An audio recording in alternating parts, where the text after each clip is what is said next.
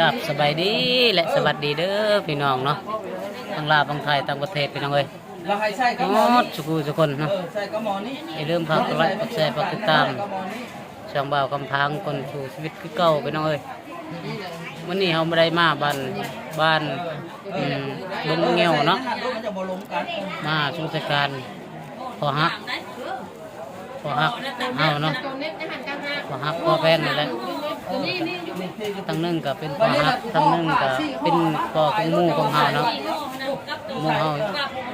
เฮาชื่อนางนิดเนาะตะกี้เคยเรียนนำกันพี่น้องเอ้ย ผ่าซี่ห้อ มื้อนี้เป็นมื้อสุดท้ายแล้วเนาะมาชุมชการของพอฮักเนาะขอให้ดวงวิญญาณเพิ่นขึ้นสวรรค์ชั้นฟ้าเด้อเนาะ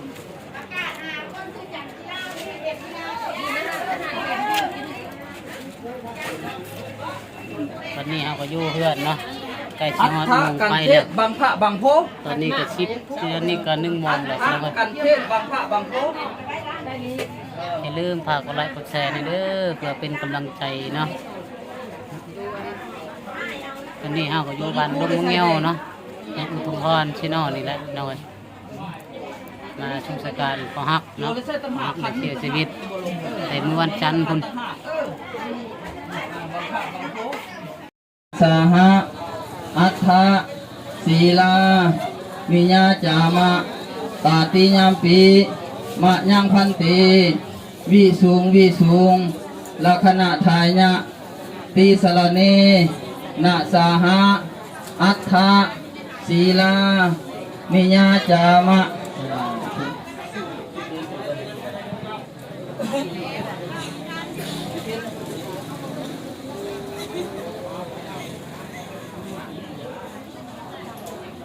ว่าตามหลังเด้อนะโมตัสสะ แล้วโยออกมามาดิถ่ายเต็มไหม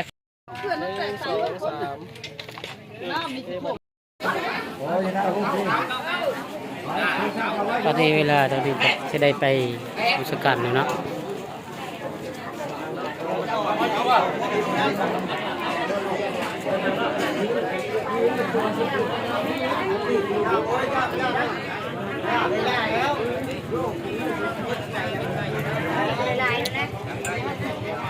มันได้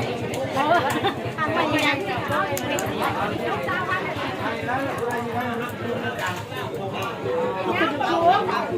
ก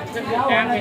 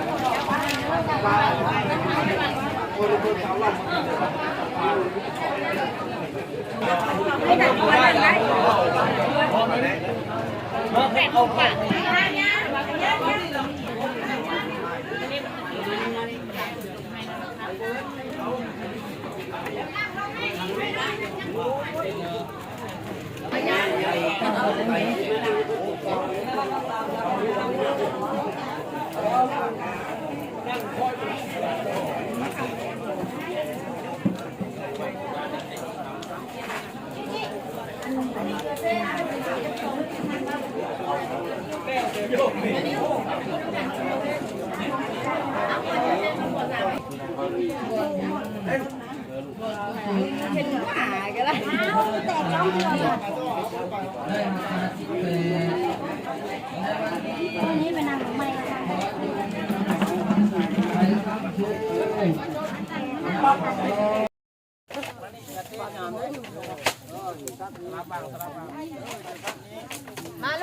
จัวเน้นทางหลังอ่ะจะหมดยับทางหลัง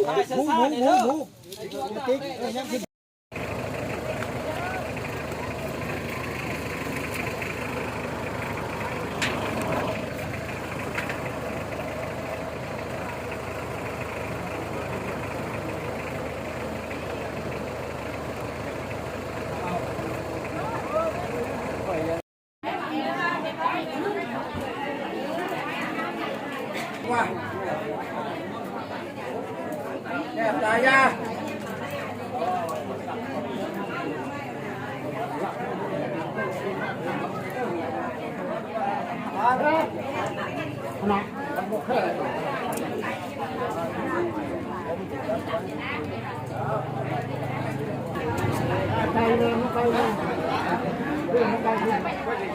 ขาที่ปืนกันนี่นะ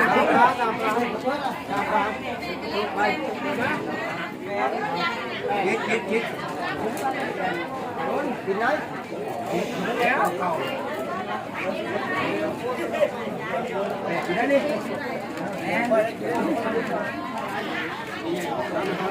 จะบริโภคมันก็เยอะแล้ว